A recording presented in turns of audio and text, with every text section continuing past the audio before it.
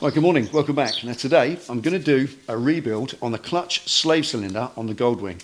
Now it doesn't necessarily need doing, it's not leaking, there's no real problem with it, but it's there, right in front of me, sat on the bench. I can see it, put my hand on it and access it with ease, because when these engines are in the frame, that is completely inaccessible. If you see on here, they've even left you a remote bleeding tube, because you can't even get to it to bleed it when it's all in the frame. So while it's on the bench, it's common sense, take the 3 bolts out, pull it out, put some new seals in it, clean it all up, put it back on, torque it back into place, job done. And in the future, I've never got to worry about it. So there we are today. Clutch, slave cylinder rebuild on the Goldwing GL 1500. Right, just very carefully spin it round a bit. There we go.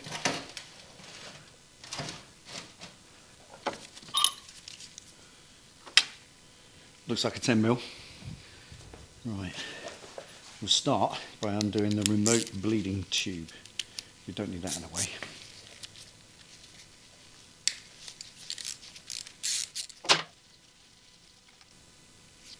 Right, and a 12mm for the banjo that connects it to the cylinder.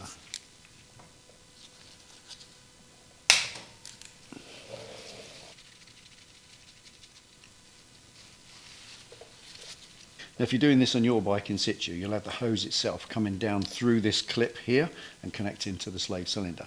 And when you disconnect it, so that the contents of your cylinder up on the bars don't empty themselves under gravity all over the floor, get a bungee, hook it through the banjo and just hook it up out the way. And it needs to be about this high, and it's enough return to stop it leaking out. It will just sit there and wait for you to reconnect everything. And you should then just get a little bit of residue out of the cylinder itself. Nothing much, just pop a cloth under it.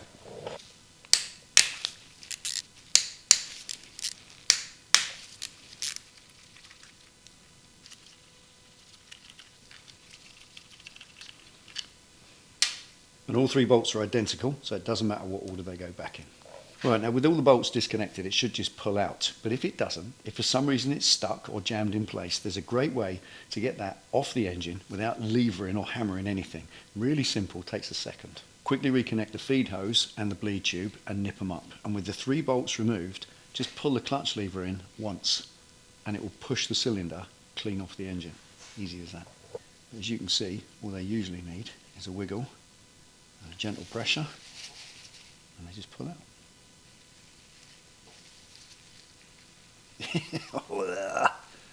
Oh my goodness. What is that? Damn. Ew. I mean, what the actual hell is all that? I don't think I've ever seen that before. It's like Grandad's toe jam. That is rank. And often when I do these projects, I think to myself, do I really need to do that? But you know, it's going on YouTube. It might help someone if they want to rekit their slave cylinder. I don't know. But then you open that and you realise, God, I'm glad I did. Look at the state of that. Have you seen this stuff? It's like Parmesan cheese just flaking out of that cavity there. That's absolutely horrible. Kind of don't smell of anything, but it's horrible. Look at that. Let us know what you think that is. Wrong answers only.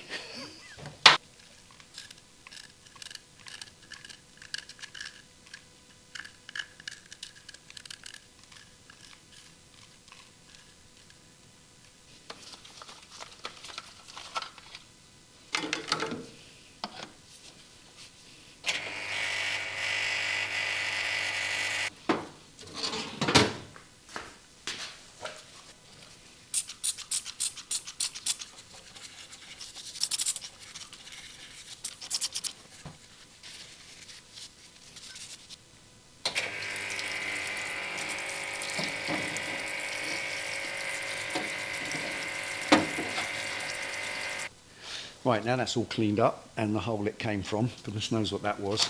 Here's your seal kit. Now when you get these seal kits, they've got 4 parts in them. One of them is the bleed valve dust cap, so just use that when you come to using it. But the 3 working parts of the cylinder are you've got a conical spring inside that pushes back against the piston. The metal piston itself, you don't get that in the kit, you have to clean it up and reuse it. Around the outside of that piston, you get a rubber seal. That's the one that's going to cause the leak. That's the business end of it all. And you get this little push rod seal in the centre of the piston. You don't always get that on all slave cylinders, but on this one you do. And that comes in the kit as well. So we'll start by hoiking that out with a seal pick. There we go. One spring, one main seal, one push rod seal, and a dust cap. It's seal picking, just lever back on it, and there it is. Right, now with these pistons that are down inside the cylinder, to get them out, there's nothing holding them in, but they won't flick or shake out. So if you've got an airline, right, cover up the bleed valve hole with your finger just to seal it, put the airline into the banjo hole, put your hand over the piston to stop it jumping out, and just give it a puff of air. There it is. Easy. Oh, and because we're making these videos for a wider audience, you may not have a compressor and an airline. You don't necessarily need one. You can use a bicycle pump, believe it or not, to do that. You just need that little pointed adapter that you use for your airbed. Poke it in the hole, one pump, and it will pop it out. Easy. Right, now just looking at the state of it, that is absolutely gagging in there, as they always are. So let's strip the old seals off, take that spring out of the way, and let's clean all of the hard metal parts that we are keeping in the bath. And the spring just pulls off, like that. And again, your trusty seal pick, just flip it underneath, and then run it round the outside, and that should hook the seal off, like that. Time for a wash.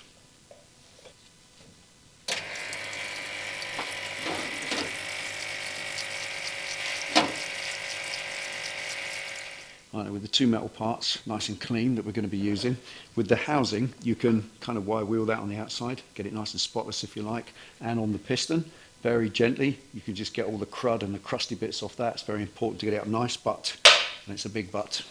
Don't clean inside that bore with anything abrasive, no matter what it is. Even a 3000 grit rubbing paper, don't use it. It's still abrasive and it will still leave scratches behind. No matter how fine they are, they will be abrasive to the rubber seal and they will cause it to wear and fail sooner. It's the crusty deposits in there that you're looking to get rid of. They don't need hard action. What they need is a bit of gentle, fine metal polish and a soft cloth, and just work away at those deposits. You feel them disappear. You feel it go smooth. And when you're finished, you want that inside there to be like a mirror, because the only surface that your new seal wants to glide up and down against is a mirror finish, not an abrasive finish that you put there with a Scotch-Brite. So be careful.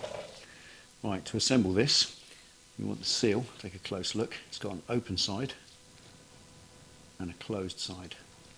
And so it works correctly, you want the open side facing inwards, which is towards the spring. Right, now with any rubber seal, it's never a wise idea to assemble them bone dry, because they can get stretched and they can tear against the metal surface, so you want to lubricate them with something. And clean brake fluid is absolutely fine. That's a perfect thing to use for the job. But personally, in this situation, you can use a little squeeze of red rubber lube. This is a silicon-based rubber lubricant designed for this purpose. In fact, some of the kits you buy come with a little sachet of red rubber grease in them for this exact purpose. So my choice, a little bit of red rubber grease on that seal just for assembly.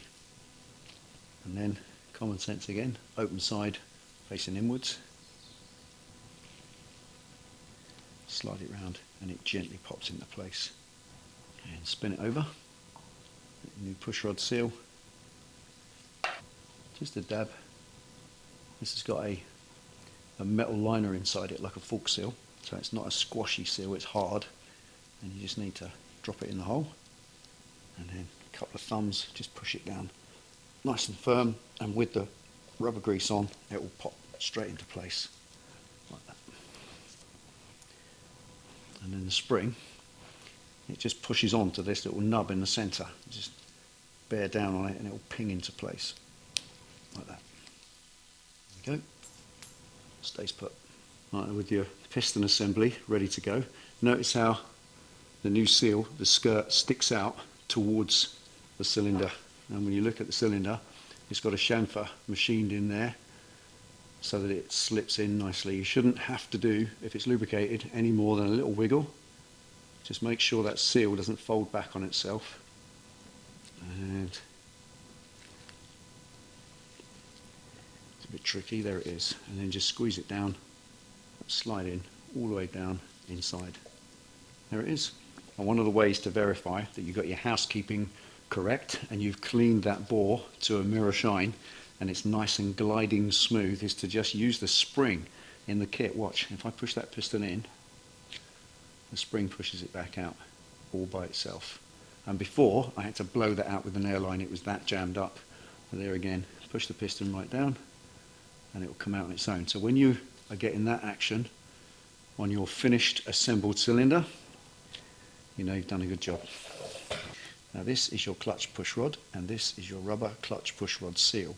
Now at this point, if you're doing this job, you might hook that seal out and replace it with a new one just for good measure. But I'm not going to do that today and I'll tell you exactly why at the end. Right, to install your new cylinder, line up your new push rod seal with the end of the push rod. Just pop it on because it's the first thing that will touch. Gently slide over here, will pop in place and that will guide everything in. You've got two dowels on the outside here.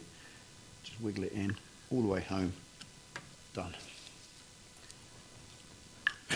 It's pushing itself out. Right. Let's put the bolts in for a minute.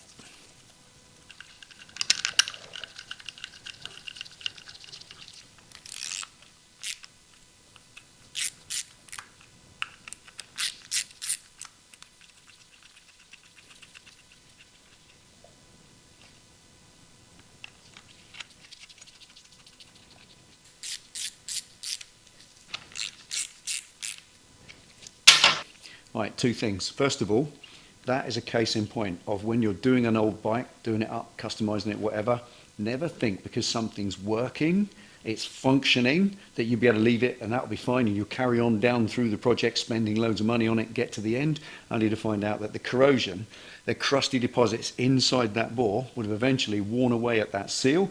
Once you start using the bike again, this is off the road for 30 years, once it gets back into daily use, that would have leaked in no time. And then your fluid's dropping or it's leaking out underneath here and you've got to do all that with the engine in the frame. And believe me, that is a lot harder job than it was just now. So when you're doing up an old bike, when something hasn't gone wrong at the moment, but it might go wrong in the future, actually it will. So do it now while you've got an opportunity.